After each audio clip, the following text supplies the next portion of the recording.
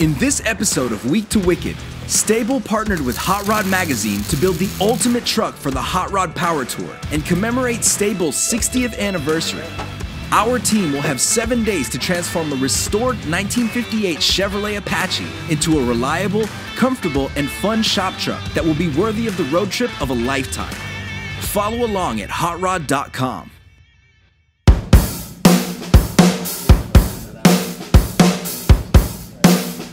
It's day 3 on our STABIL Apache build, and today we got brake lines to finish off, install the fuel system, measure for a dry shaft, and get the steering in. So let's get going.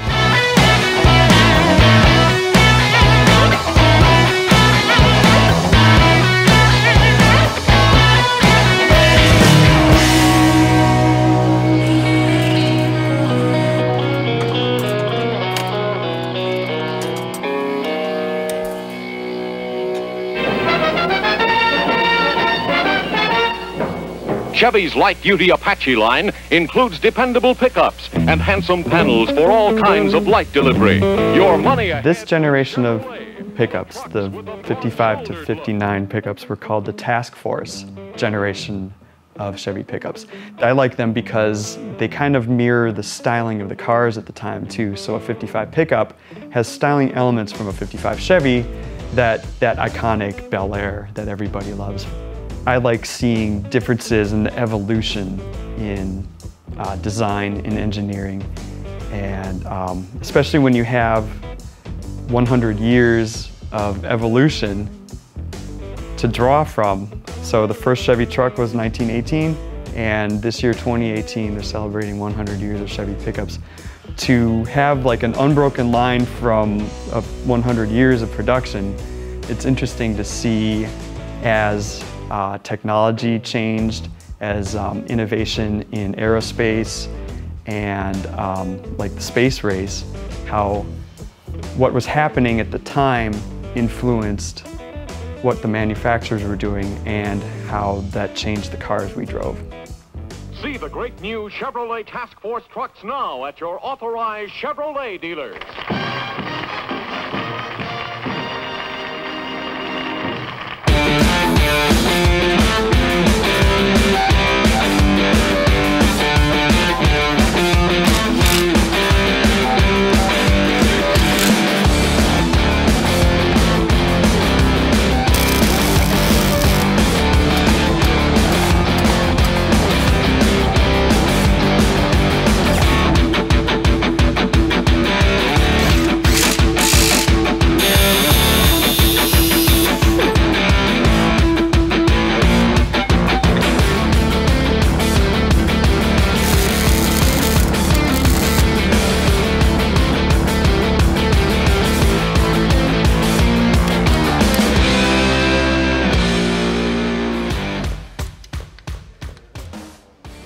I always have associated the words hot rod with the magazine Hot Rod. So growing up reading car magazines,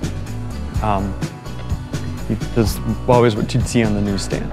So before I would call any certain kinds of cars or certain kinds of builds a hot rod, like, oh, that's a hot rod, the words hot rod were always the magazine to me. I think hot rod stands for ingenuity. I mean, from the get-go, I think that's how most guys get into hot rodding, is just tinkering with things in the garage when they're kids, and then growing up to learn how to weld or learn how to fabricate anything. And I just think that just getting your hands dirty, making something, seeing a result, and just having fun. Well, my knee-jerk response is, traditional roadsters, coupes, pre-war cars. I think that's when the brand hot rod first got started. That's what a hot rod was. And over time, I feel like that's really changed, because we're now going on, it's the magazine's 70th birthday this year. So a lot has happened in 70 years. And I feel like there's a lot of kind of stereotypes that are associated with hot rods that are dated. Going as fast as you can with what you got in the time you're given to do it. It's not necessarily 32 Fords and 57 Chevys. And I'll use an example from that East Coast Timing Association race. Keith Turk is one of the guys who's helped Freiberger go 200 mile an hour in Bonneville.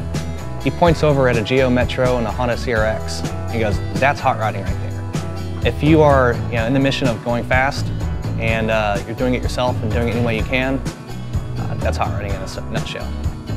Well, everybody has a different definition when it comes to what a hot rod is. And in my opinion, I think really anything can be a hot rod. I mean, as long as you are enjoying it and having fun with it and making it better in some way, it's a hot rod. I mean, whether it's a beat up old station wagon, it could even be a Honda, and I think it could be a hot rod. It's more than just a legacy brand. To me, hot rod is modifying anything for high performance. And that could be a car, a golf cart, or even your lifestyle. Okay, so it's the end of day 3, and I'm feeling pretty good about the progress we made today and what we have left for the rest of the week. So to stay updated with our Sta-Bil Apache build, tune into hotrod.com.